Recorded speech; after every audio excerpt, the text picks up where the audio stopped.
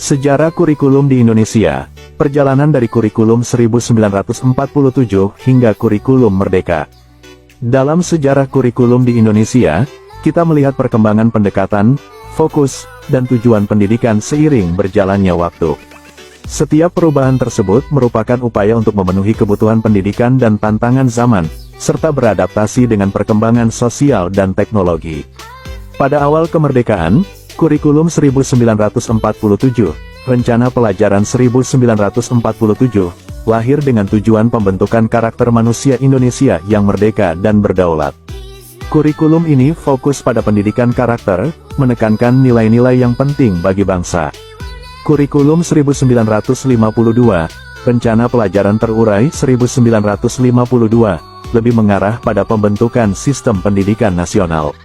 Kurikulum ini menekankan pelajaran yang terkait dengan kehidupan sehari-hari dan memperkenalkan sistem di mana satu guru mengajar hanya satu mata pelajaran.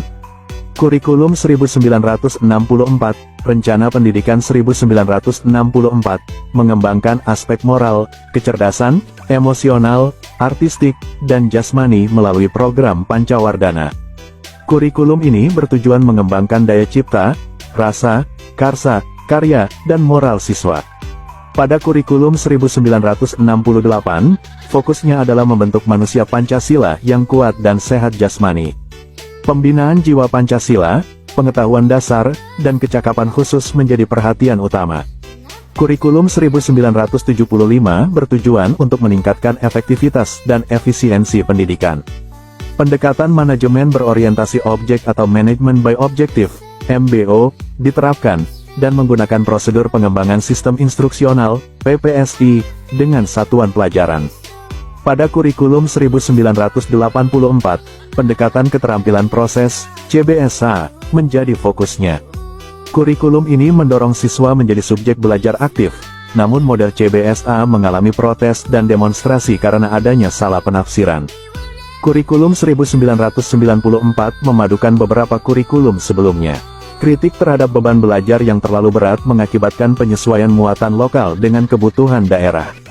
Kurikulum 2004, KBK, merupakan kurikulum berbasis kompetensi yang menekankan ketercapaian kompetensi siswa baik secara individu maupun klasikal.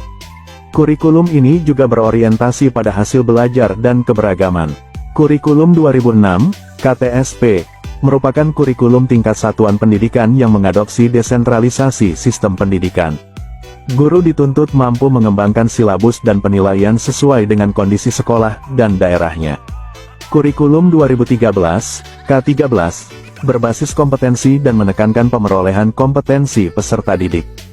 Kurikulum ini mengintegrasikan sikap, keterampilan, dan pengetahuan, serta berfokus pada pengembangan insan Indonesia yang produktif, kreatif, inovatif, dan afektif.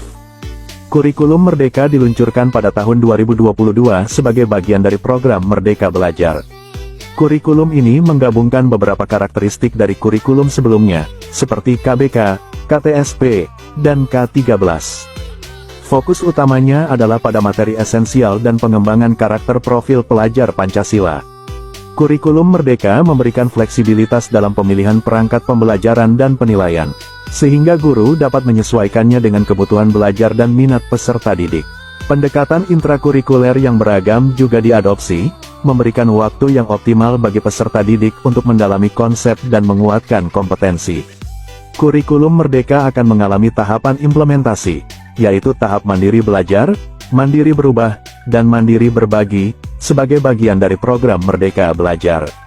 Selama periode 3 tahun, kurikulum ini akan mengalami iterasi dan perbaikan sebelum diimplementasikan secara nasional pada tahun 2024. Dengan demikian, kurikulum Merdeka merupakan hasil evolusi dari kurikulum sebelumnya dengan penekanan pada ketercapaian kompetensi, pengembangan karakter, fleksibilitas dalam pembelajaran, dan pendekatan intrakurikuler yang beragam.